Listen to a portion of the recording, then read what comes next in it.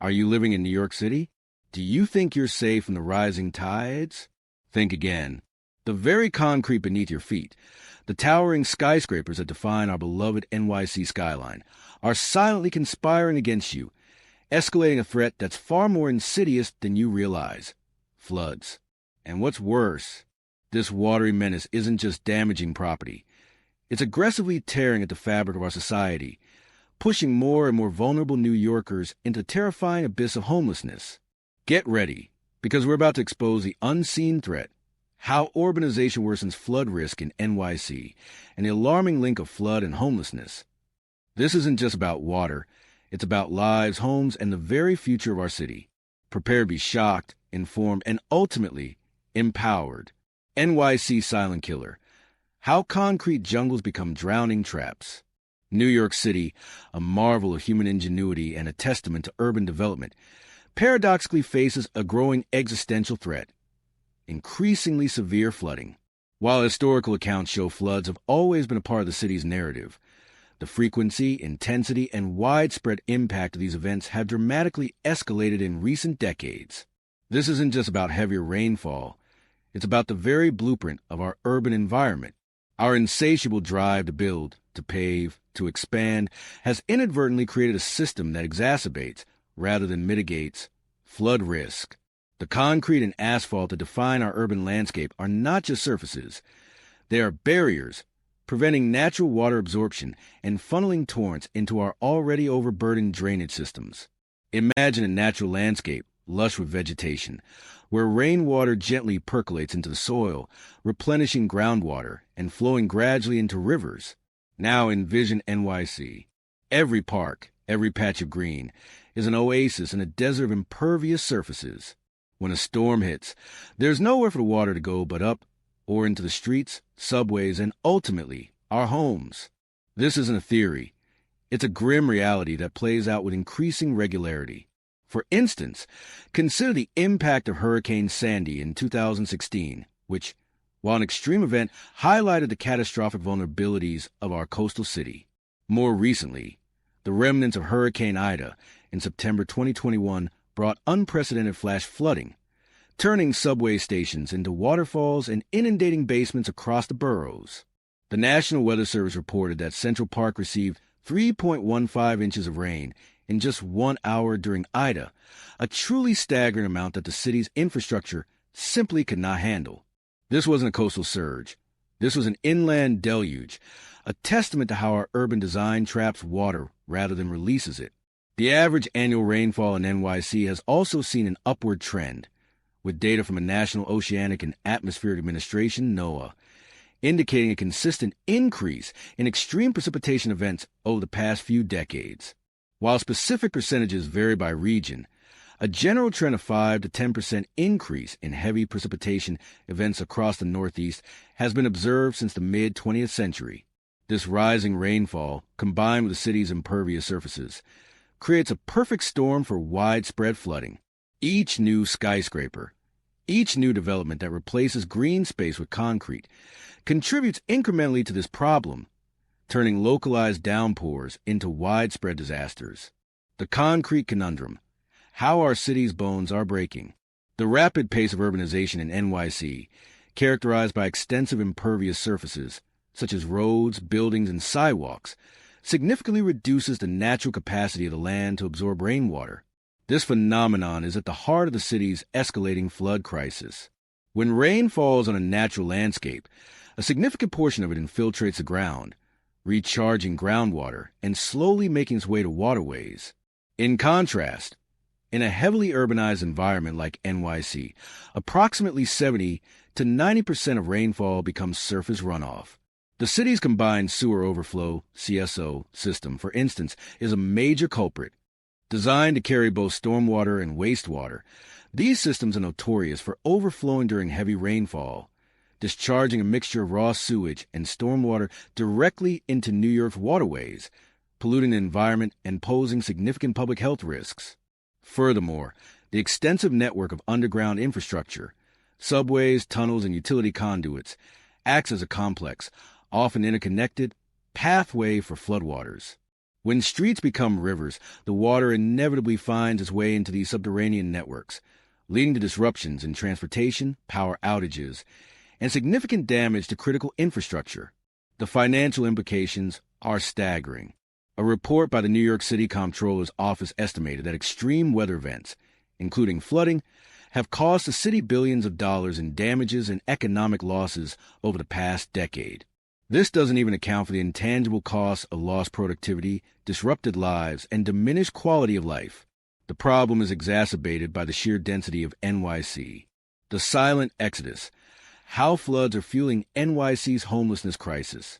The link between natural disasters and homelessness is tragically undeniable, and in New York City, flooding has emerged as a significant, often overlooked driver of this crisis. When floodwaters engulf homes, they don't just damage property.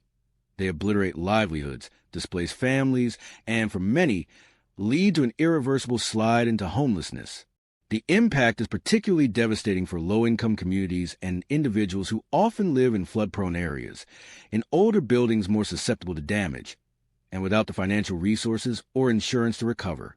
Imagine a family already living paycheck to paycheck, whose basement apartment is suddenly inundated. Their belongings, their furniture, their sense of security, all washed away in an instant. Without savings, without adequate insurance, where do they go? Many are forced to seek shelter with relatives, in temporary accommodations, or, as a last resort, in the city's shelter system. The emotional toll is immense, compounding the financial devastation. The psychological scars of losing everything, coupled with the uncertainty of the future, can be crippling.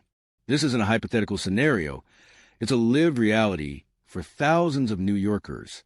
The recent flood events, such as those caused by Hurricane Ida's remnants, left a devastating impact. News reports were filled with stories of residents in Queens and Brooklyn, particularly in basement apartments, losing everything. Many of these individuals were undocumented immigrants or low-wage workers who had limited access to official aid or recovery programs. For them, the path to homelessness was swift and brutal. New York City already grapples with an alarming homelessness crisis. Each night, an overwhelming 146,547 people find themselves without a permanent home in New York City. Among them, 69% are members of homeless families, and shockingly, 48,304 are children. These figures are not just statistics. They represent lives shattered, futures uncertain. The influx of flood victims into an already strained shelter system exacerbates the problem, putting further pressure on resources and making it even harder for individuals and families to transition out of homelessness. The looming catastrophe, NYC's homeless population on the brink. The current trends paint a grim picture for New York City's homeless population, with increasing flood frequency and intensity, coupled with the city's ongoing urbanization. The number of individuals and families experiencing homelessness due to flood-related displacement is projected to rise significantly. NYC already holds the unenviable position of ranking second among U.S. cities for its homeless population. The devastating impact of recent floods has undeniably pushed more residents into this precarious state, and projections for 2025 suggest an alarming increase in these numbers. Consider the compounding factors. Climate change continues to drive more extreme weather events, meaning more heavy rainfall and storm surges are inevitable. The city's infrastructure, while undergoing some upgrades, is not being transformed at a pace that can keep up with the escalating threat. Moreover, the affordable housing crisis in NYC means that even a minor disruption can push vulnerable populations over the edge. When a low-income family loses their apartment due to flood damage, finding a new, affordable place to live in the city is an insurmountable challenge. The median rent for a one-bedroom apartment in Manhattan, for example, frequently exceeds $4,000, a figure entirely out of reach for many New Yorkers even before a disaster strikes. This creates a bottleneck, trapping flood victims in the shelter system for extended periods or forcing them onto the streets. The lack of comprehensive, proactive government support for flood victims is a critical gap. While emergency services provide immediate relief, the long-term recovery process is often fractured and insufficient. Many flood victims find themselves navigating a labyrinthine bureaucracy, trying to access FEMA aid, housing assistance, or legal support, often without success. This bureaucratic burden disproportionately affects those with limited English proficiency, disabilities, or a lack of understanding of the complex systems.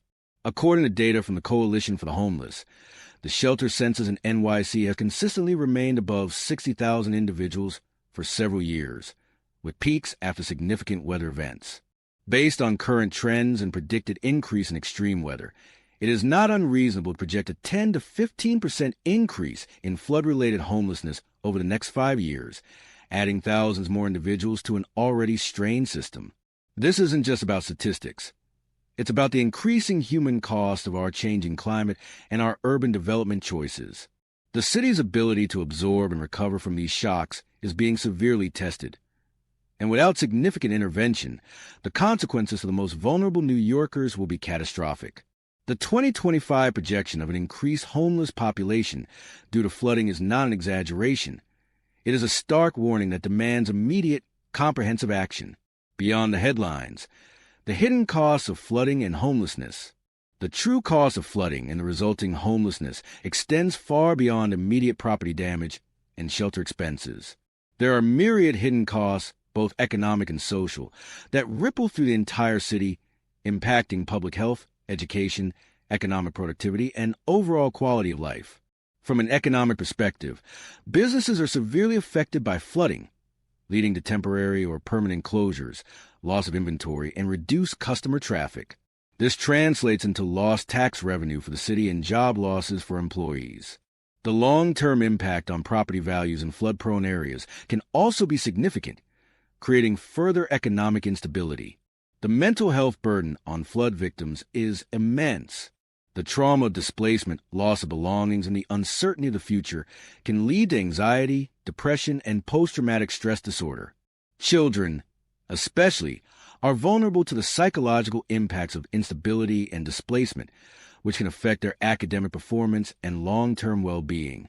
Healthcare costs also rise as flood-related illnesses, e.g., respiratory issues from mold, injuries from debris, and the increased stress on individuals necessitate more medical attention. Homeless individuals, in particular, face significant barriers to accessing health care, leading to untreated conditions and exacerbated health problems. The educational system is also impacted. When families become homeless, children often have to switch schools, disrupting their learning and social development. The instability of shelter life makes it challenging for children to focus on their studies, leading to lower academic achievement and a cycle of disadvantage. Moreover, the broader social fabric of neighborhoods is frayed. Community bonds weaken as residents are displaced, and the sense of safety and security erodes. The rise in homelessness can also strain public services and increase demands on emergency responders, social workers, and law enforcement. The cost of managing an expanded shelter system is also a significant burden on city resources, diverting funds that could be used for proactive flood mitigation or affordable housing initiatives. For example, the average daily cost of housing an adult in an NYC shelter can range from $100 to $200, translating to tens of millions of dollars annually for the current homeless population. This figure does not even account for the costs associated with family shelters, which are often higher. When considering the thousands of additional individuals projected to become homeless due to flooding, the financial strain on the city becomes astronomical. These hidden costs highlight the urgent need for a holistic approach that addresses not only flood risk, but also the societal consequences of displacement and homelessness. Ignoring these interconnected issues will only lead to greater long-term costs and a diminished quality of life for all New Yorkers. A ticking time bomb. Solutions before it's too late. The escalating flood risk and its devastating link to homelessness in New York City demand immediate and comprehensive action. This isn't a problem for tomorrow. It's a crisis unfolding today, with profound implications for the city's future. The solutions are multifaceted, requiring a blend of infrastructure upgrades, policy changes, community engagement, and a fundamental shift in how we approach urban development. Firstly, investment in green infrastructure is paramount. This includes expanding permeable surfaces, creating more green spaces, implementing green roofs on buildings, and developing rain gardens. These natural solutions help absorb rainwater, reduce runoff, and alleviate pressure on the city's aging drainage systems. The city has made some strides in this area, with initiatives like the Green Infrastructure Plan, but the scale of implementation needs to be dramatically accelerated. Secondly, significant upgrades to the city's existing drainage and sewer infrastructure are crucial. This means increasing pipe capacities, installing flood barriers in vulnerable areas, and modernizing pump stations. While costly, these investments are far less expensive than the recurring damages and social costs of unmitigated flooding.